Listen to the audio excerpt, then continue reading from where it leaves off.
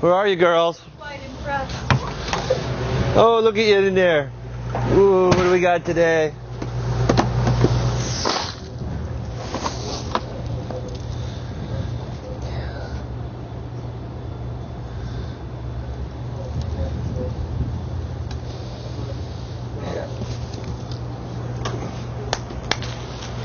How beautiful are you? Stuff. Yep. Family fishy. So this little beautiful creature was swimming when? Like this morning? Tuesday. Tuesday. Yes, Okay. he came in late last night. Well, this thing is so fresh.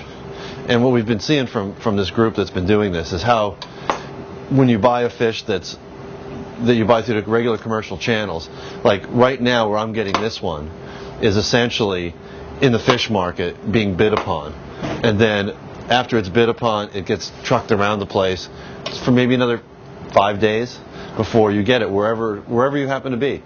And it's fresh fish. Still, that's fresh, but this is unparalleled. The firmness here, the plumpness, you can actually see how plump it is, how full the eye is of liquid. So when you go to your fish market, talk to us. When you go to your fish market and the eye is concave, you know, what you're seeing there is that liquid being bled out. And being a membrane that passes water easily, refrigeration in general is a big dehydrator.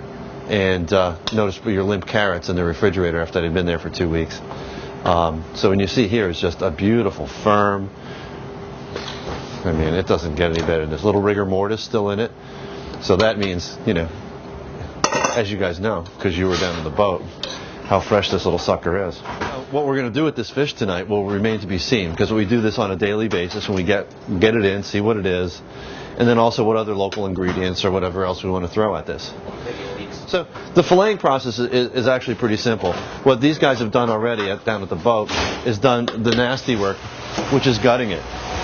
And so now we're doing the finishing of the dressing out. And it's really a simple process. Now this knife here, this little simple knife has a history in fish cutting. When I opened this place, I was buying a lot of used equipment. Tons of it. I mean, well, I could go point it out. But this happens to be one.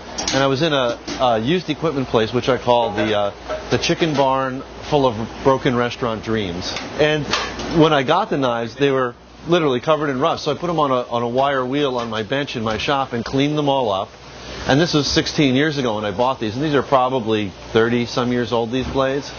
And it's a carbon steel. They're both Dexter knives. They're both U.S. made. That's a German one. That's a Japanese one. And I've had these and been using them since. And they are beautiful. And what their history was is exactly what I'm going to do here. Some people like a different length or a different thickness. But as this one's been used, the blade used to start here. So this has been actually ground over the course of years. That, what is that, a 1/4 inch maybe off of there? And I continue to use them this day. And the carbon steel, this one here is a high carbon stainless, as is this. But the carbon steel is a beautiful knife, and it also maintains the edge quite well. It's actually harder than stainless, but it just cuts beautifully. So the first step in this process is taking it right down the center bone, right along the fins on the top.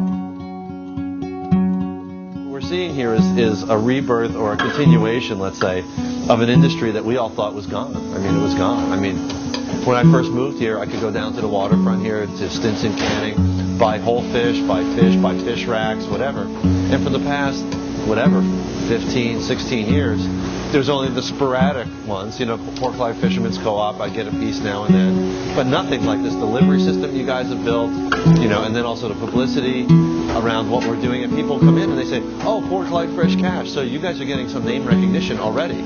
So it's working. The CSA idea is working. It's working. We have this brick oven, a huge repertoire of different ingredients. So we're going to manipulate this into something that is a component of a dish rather than just being the plate, hunk of protein, vegetable, and starch. What we're trying to do with these products is to meld them into something. Not only the Portuguese stews or Mediterranean fish dishes that have maybe olives or raisins and rice and tomatoes, because you typically in those cultures you can't just serve a hunk of fish because you got to feed 6 people with that, not like you. So that's what we kind of do. Now we're going to give you a healthy 7 to 8 ounce portion tonight if you come in for dinner. but at the same time we'll surround it with other things, which is more in the mold of peasant food rather than the food of the aristocracy. So that's kind of what we do with it. So now, one thing that I did mention to Laura and the people at the co-op is that after you cut the actual fillet off, there is more to this in terms of flavor and usefulness for this whole fish. Now, one of the things we'll do is we'll scrape the rack if we want to and take the fish shreds off and make fish cakes out of those. Then we'll take what's left of it, the rack and the head, and simmer it with wine, aromatic vegetables, some herbs, and make a fish stock out of it, like you would fish broth or a bouillon or whatever.